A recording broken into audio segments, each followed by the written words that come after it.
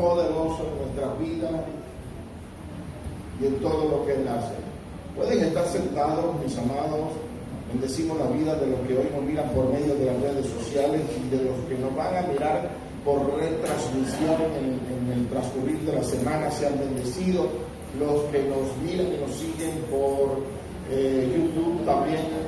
Sean bendecidos de una manera especial, que la gracia del Señor pueda sobreabundar y que en cada momento que una palabra sea expresada para la vida pueda llegar y hacer la función que corresponde en cada uno de los oyentes. Muchas gracias, hijo, Dios te bendiga.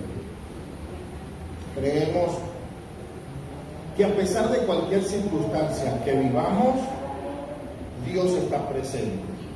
Una de las cosas quizás más difíciles para nosotros los seres humanos es poder ver la mano de Dios en tiempos de crisis.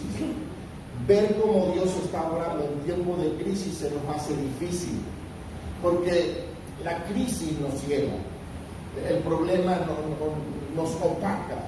A veces podemos ver que se nos viene todo encima y preguntamos, ¿dónde está Dios cuando está sucediendo esto? ¿O qué está haciendo Dios en el momento en el que yo estoy en uno de los peores o en una de mis peores situaciones? Y es allí cuando Dios guarda silencio porque está trabajando. Solamente podemos ver la mano de Dios al final, cuando nos damos cuenta en qué trabajó Dios o qué es lo que Dios estaba haciendo. Hay una historia, me gusta mucho esta historia, en Segunda de Reyes, capítulo 6, versículo 12. En Segunda de Reyes 6:12 narra lo que es la historia de un profeta llamado Eliseo y su siervo. Para ser un poco más específico, Israel estaba viviendo una guerra.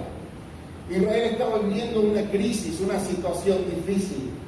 Pero lo importante del asunto que estaba viviendo Israel es que tenía a Dios a su favor. Eso era lo importante.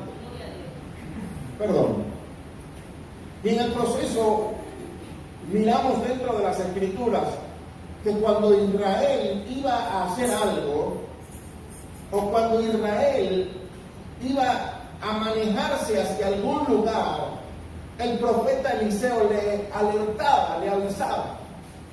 Y en ese aviso que le daba el profeta Eliseo, el pueblo enemigo o las personas que estaban en contra de Israel no lograban lo prometido. No sucedía lo que ellos querían.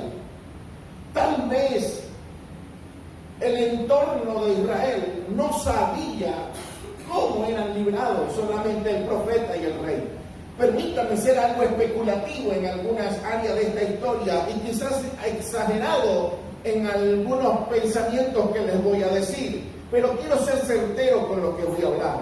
Israel en general tal vez no se daba cuenta que Dios estaba trabajando. Solo un grupo minoritario sabía que había un trabajo de parte de Dios en el corazón del rey y en el corazón del profeta. Solamente ellos sabían lo que estaba pasando. Incluso el pueblo enemigo se preguntaba por qué sus estrategias no eran totalmente eficaces. El pueblo enemigo no sabía por qué no lograban dar con el objetivo cuando planificaban algo para destruir a Israel, para destruir el pueblo. Y viene una persona y le dice al rey de Siria que había un profeta el cual estaba delatando todo lo que él planificaba. Y le dice, lo que tú hablas en secreto, oh rey, lo que tú hablas en el aposento, con lo que estás planificando, con lo que estás haciendo, lo que tú tienes allá en aquel secreto, el profeta se lo dice al rey. Por eso es que tú estás fallando en todo lo que estás haciendo. Entonces el rey dice, necesito que me investiguen dónde está ese profeta, porque ya es necesario capturarlo, matarlo, erradicarlo para poder ser eficaz en lo que voy a hacer. Resulta que le dice en el lugar estratégico donde estaba el profeta Eliseo. Y cuando se va, lo rodea un ejército, lo rodea una gran cantidad de gente. Y en la mañana se levanta el siervo del profeta y cuando observa naturalmente, cuando observa superficialmente, se da cuenta que era una multitud, era un ejército completo el cual había rodeado a la vida de aquel profeta. Y se va corriendo a decirle al profeta: tenemos problemas. Profeta, hay un ejército que nos vino a buscar. Bueno, te vino a buscar a ti, yo soy tu siervo, tienes por ti, no por mí. Y el profeta se levanta, mira el ejército y le dice a su siervo, le dice: tú no sabes que son más los que están con nosotros que los que están con ellos. Y el profeta, el siervo no lo cree. La historia no la puede creer, porque él está mirando con sus ojos humanos el ejército y no mira en ningún lado lo que estaban con él. Podríamos nosotros decir: este hombre está hablando según la imaginación, el profeta estaba hablando según una fe ficticia. Podríamos nosotros especular en este ámbito que el profeta estaba hablando palabras sin fundamentos o palabras sin ningún tipo de base. Pero este hombre le ora al Señor y le dice: por favor, Dios Padre, ábrele los ojos a este hombre, a este siervo, para que se dé cuenta quiénes son los que están con nosotros. Y en medio de la oración, este hombre se le abren los ojos espirituales y cuando mira, el ejército enemigo estaba rodeado totalmente por un ejército mayor y con más número. Porque cuando nosotros nos damos cuenta que en el mundo espiritual el que gobierna es nuestro Dios, no le tenemos miedo a ningún diablo, a ningún demonio, a ningún principado ni a ninguna potestad, porque sabemos que el que pelea la batalla por cada uno de los que estamos en esta casa se llama Jehová de los ejércitos. Él es el único que va a pelear por ti, aunque no vea la multitud, aunque no vea la cantidad de gente que está a tu alrededor. Ten la seguridad que el Señor tiene multitudes de ángeles dispuestos a bendecirte, a ayudarte, a protegerte y a hacer lo necesario para que a ti no te dañen. Este hombre estaba ciego espiritualmente. Y esto es algo increíble. ¿Cómo puedes andar al lado de un hombre de Dios, al lado de alguien con tanta fe y no tener la similitud o ni siquiera tener la fe suficiente para creer a las palabras de ese hombre que te están declarando? Tuvo Dios que abrirle los ojos espirituales para poder creer. Y a veces Dios tiene que hacer así con nosotros. Dios tiene que abrirnos los ojos. Dios tiene que darnos demostración para poder creer. Cuando Cristo le habló a Tomás, le dijo: bienaventurado Tomás son los que han creído y no han visto. Necesitamos creer sin ver, hermano. Yo no sé cuál sea la crisis que tú estés pasando en esta hora. Yo no sé cuál sea el problema que tú estás pasando en este momento. Yo no sé cuál sea la situación que tú estés viviendo. Pero yo quiero que tú el día de hoy creas que Dios está metido en todos los asuntos de tu vida. No hay nada que a Dios se le descuide. No hay nada que a Dios se le pase por alto. No hay nada que a Dios se le oculte. Todo está delante del Dios al quien servimos. Y si tú estás seguro de eso, ten la firmeza que el final de esta historia, el final de lo que tú estás esperando, va a estar a tu favor, porque Él tiene todo el control. Yo no puedo decir que Dios controla una cosa y otra no. Yo no puedo decirte en esta hora que Dios tiene control de algunas cosas de tu vida y de que otras no las controla el Señor, que Dios está planificando sobre lo que viene. Dios no planifica sobre lo que viene. Dios no calcula las cosas, no dice: es que va a pasar esto y tal vez suceda esto otro y con eso que va a suceder, ahí yo voy a orar. No. Dios sabe con exactitud el final del diablo. Con exactitud. Dios no está lanzando una palabra a la ligera. Apocalipsis habla con exactitud los acontecimientos del final. Por lo tanto, eso me dice a mí que el Señor tiene control con exactitud de todas las vidas que hoy están sirviéndole a Él. Tenemos que tomar algo en cuenta. que no todo, escúchenlo, no todo, nosotros podemos echárselo al diablo. Porque queremos culpar al diablo por cosas que no le pertenecen a él. Y es aquí donde nosotros tenemos que echar mano de las declaraciones escriturales que fueron otorgadas para mí. Cuando yo acepto lo que la Biblia me dice, yo entro en su propósito. Óiganlo, hay un solo propósito de parte de Dios para el ser humano, para la iglesia. Uno solo, pero muchos son los planes. Dios, su propósito es salvarnos. Su propósito es rescatarnos. Su propósito es darnos el reino de los cielos. Su propósito, por eso que dijo, a los suyos vino y los suyos no le recibieron, mas a todos los que le recibieron le dio potestad de ser hechos hijos de Dios. ¿Cuál fue su propósito? Hacerte su hijo. Y en el propósito Dios establece el plan para su hijo. En dado caso, cada uno de los que estamos acá tenemos una planificación de parte de Dios para una ejecución de vida, de una plenitud, de un desarrollo, de un crecimiento. Dios planifica para que yo sea próspero, Dios planifica para que yo sea bendecido, Dios planifica para que yo tenga tranquilidad, pero en medio del problema y de las circunstancias yo tengo que creer. Ya el plan está hecho, ya todo está calculado, pero la incertidumbre, el desespero, la angustia que hoy nosotros vivimos es que no sabemos cuál es el final, aunque ya Dios lo sabe y yo no lo sé. Y siempre yo he dicho esto, hermano, yo siempre he mantenido este asunto. Si el Señor te llevara 5 años adelantado en el tiempo, de hoy a 5 años, 2024, 2029, en el 2029 te coloca y te dice, mira, la casa que tienes, mira los bienes que tienes, mira cómo está tu familia.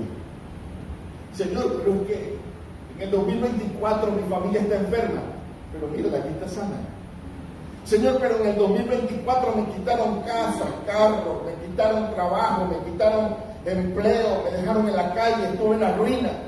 Sí, eso fue en el 2024, pero mira aquí en el 2029, ya tienes casa nueva, ya tienes carro nuevo, y no uno, tienes 4.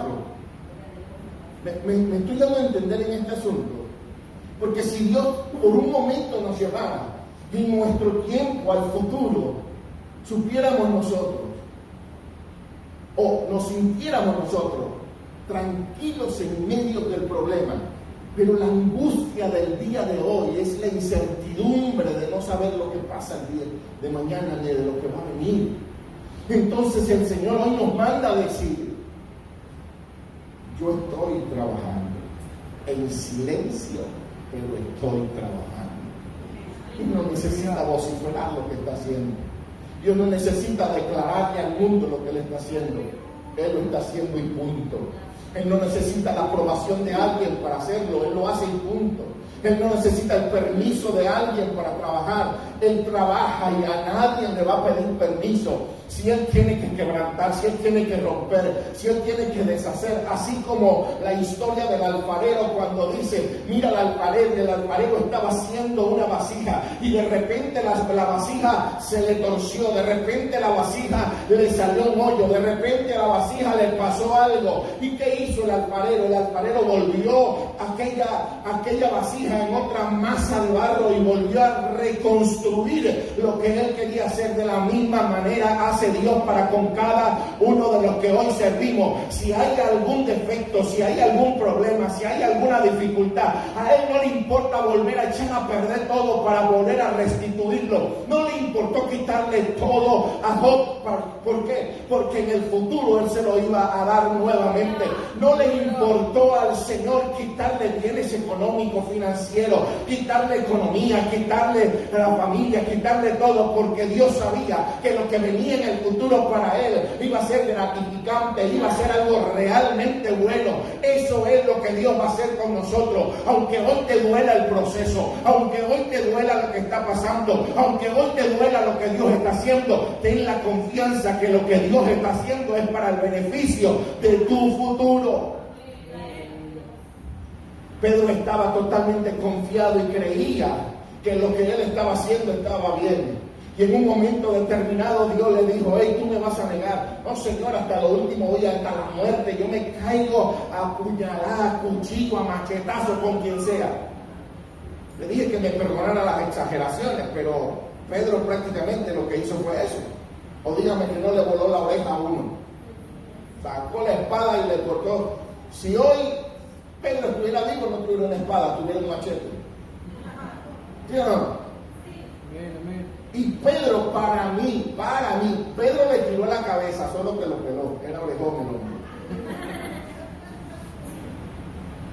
Porque Pedro lo que le quería quitar era la cabeza, solo que falló y le tocó la oreja. La oreja cayó a tierra. Si cae una oreja ensangrentada a la tierra, ¿qué pasa? Se ensucia. Jesús la levantó, la sacudió, le oró y se la pegó al cielo de nuevo. Ven acá, mi hijo. No es con espada, no es con ejército, es con el Espíritu del Señor que aquí vamos a hablar. Entonces, ¿qué sucede? Que en ese mismo instante el Señor le dice: Pedro, antes que el gallo cante, tú me habrás negado 3 veces. Pero, y es lo que me encanta de esta historia, pero yo he rogado al Padre para que al final de todo este asunto tu fe se mantenga, tu fe esté firme. Dios no le dijo: Pedro, yo rogué al Padre para que tú no sufrieras. El Señor no dijo: Pedro, yo rogué al Padre para que no te doliera tanto. Pedro, yo rogué al Padre para que no padecieras ni tuviera ningún tipo de problema, para que tu vida sea calmada. Porque ese es el evangelio que pintan, un evangelio de no sufrimiento, de no padecimiento, de no problemas. No. Van a haber problemas, van a haber sufrimiento, van a haber tempestades, van a haber tormentas, van a haber situaciones difíciles. Pero en medio de todo ese asunto, por lo que Dios se preocupó es porque tu fe al final de todos los asuntos que viva permanezca firme y fiel delante de Él. A pesar de cualquier circunstancia que estés viviendo hoy, el final de tu carrera va a ser llena de fe, llena de esperanza, llena de una posición delante de Dios que nadie la podrá mover. Nadie te va a mover después que pases esto, nadie te mueve. Después que pases una situación como esta, nadie te va a mover, nadie te va a echar cuento, nadie te va a venir a contar historias. ¿Por qué? Porque ya tú eres experimentado en un asunto por el cual ya Dios te procesó y ya te hizo una coraza, la cual no es fácilmente penetrable por las artimañas del enemigo. El enemigo no va a hacernos daño, al menos que Dios lo permita, solamente para tu crecimiento. Pero ¿en dónde nosotros tenemos que velar? ¿En dónde nosotros tenemos que tomar en cuenta? Dice el libro de Santiago, capítulo 1, versículo 13. Dice: cuando alguno es tentado, no diga que es tentado de parte de Dios, porque Dios no puede ser tentado por el mal, ni Él tienta a nadie, sino que cada uno es tentado cuando de su propia concupiscencia es atraído y seducido. Ahora, aquí es donde tiene que venir el rompimiento mental de cada uno de los que creemos en el Señor. Yo tengo una humanidad y esta humanidad va a tender a que yo me desvincule de Dios. Y si yo me desvinculo, me aparto del propósito y ya la ejecutación de su proyecto sobre mi vida, de sus planes sobre mi vida, se detiene. No se cancela, se detiene. Porque Él no es hijo de hombre para mentir, ni hombre para arrepentirse. Lo que dijo que lo iba a hacer contigo, lo va a hacer así sea postrado en una cama. Está aquí. Si Dios dijo que te va a bendecir, así ya tú estés en los últimos días de tu vida, pero Dios te va a bendecir. Él no miente. Se lo explico según la Biblia. Dios le dijo a Moisés que iba a tocar la tierra prometida. Cuando Moisés oyó aquella palabra, se emocionó. Y Moisés, cuando miró la tierra prometida de lejos, se sintió mal.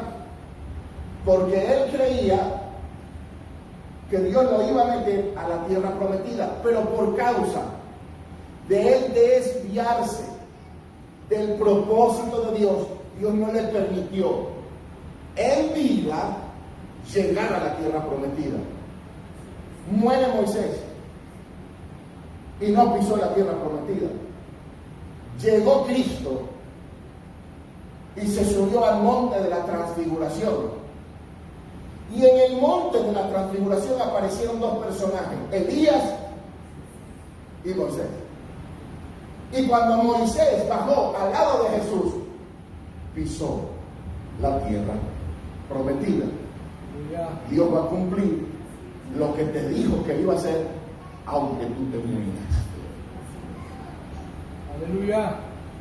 Y Moisés, yo me imagino, como un niño diciendo, no puede ser que estoy caminando en el lugar que hace siglos, que hace cientos de años recibí una promesa, morí con una promesa en mi vida y hoy piso la tierra que el Señor me prometió. Y no tan solo eso, la estoy pisando al lado de Él, al lado del que me prometió, al lado de Él me trajo a pisarla. Eso es lo que hace el Señor, porque Dios no te deja que camines solo por el lugar que Él te prometió. Él va a caminar contigo, Él te va a decir, gózate, aquí está, alégrate que lo estás recibiendo, aplaude, gózate, porque Dios tarde que temprano va a hacer lo que Él determinó que iba a hacer con tu vida. Solo no te despegues de Él. ¿De qué nos tenemos que despojar nosotros? Ahí lo dice la Biblia. Dice que de las propias concupiscencias, que son deseos contrarios a la voluntad de Dios. Eso es concupiscencia. Deseos profundos por pecar. Póngale usted el nombre que quiera poner. Deseos profundos de drogarnos. Deseos profundos de ir a jugar juegos de azar que no convienen. Deseos X, cualquier cosa. Yo no quiero ponerle un título. Yo quiero que usted se lo ponga. Quiero que usted en su mente pueda decir el deseo profundo, Señor, de que no sé, no quiero, créame, no quiero soltar nada que usted diga, es que ya el pastor sabe que yo estoy cometiendo ese pecado y por eso el pastor está diciendo eso. No, quiero que sea usted, que le ponga el título al deseo profundo que me está haciendo concupiscencia. ¿Qué es lo que yo estoy haciendo que me está llevando a la derrota? Y que yo sé que Dios va a cumplir el propósito, pero lo estoy retrasando, no estoy avanzando en este asunto. Lo segundo, las decisiones que tomamos. No consultamos con Dios. El libro de Proverbios capítulo 1 versículo 32 dice, porque el desvío de los ignorantes los matará. ¿Qué va a pasar con el desvío? ¿Sabes qué es el desvío? Las decisiones de los ignorantes, esas decisiones los matarán. Nosotros tenemos que saber tomar decisiones en el Señor y que nuestras decisiones vayan acorde a la gracia, vayan acorde a la verdad, vayan acorde a la Biblia. Porque yo puedo tomar decisiones de mi propio beneficio, de mi propio pensamiento, de mis propios deseos. Miren algo, por acá por Casa Selvi ha pasado muchísima gente, buenas, muy buenas y malas, muy malas. Y a todas ellas el consejo que me daban era, córrelos, sácalos. ¿Era un buen consejo? Sí, no les voy a negar, era un buen consejo, pero no era un consejo bíblico.